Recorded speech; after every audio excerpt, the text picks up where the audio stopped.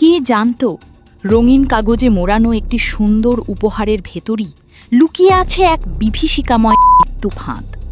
একটি সাধারণ পার্সেল যে মুহূর্তে বিষাদে রূপ নেবে তা হয়তো কেউ কল্পনাও করেনি। গত সোমবার কুষ্টিয়ার শান্ত রাতটি হঠাৎই থমকে গেল এক মরণ ফাঁদের বিস্ফোরণে। বন্ধুত্বের ছদ্মবেশে কোনো এক অজ্ঞাত শত্রু কার উদ্দেশ্যে এই বিষাক্ত উপহার পাঠিয়েছিল তা এখনও এক গভীর রহস্য। কিন্তু সেই প্রতিহিংসার আগুনে বলি হতে হলো এক নিরপরাধ ভ্যান চালককে। ভিতরে থাকা শক্তিশালী বোমাটি বিস্ফোরিত হয় চোখের পলকে। যেখানে আনন্দের কলরব থাকার কথা ছিল সেখানে তখন কেবল ছোপ ছোপ আর আর্তনাদ।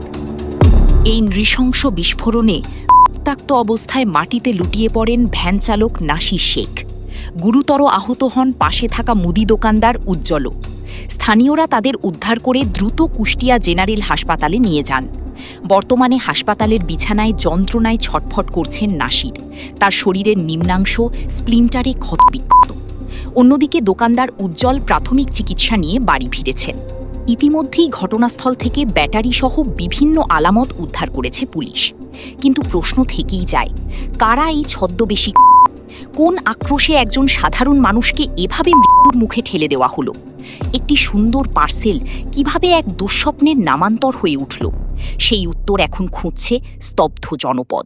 কাগজ টানতে ছিঁড়ে ভালো না কেমন অম্ম করছো কি করতে আমাকে টান মারতে এমনি ছিঁড়ে যায় এটা করতে করতে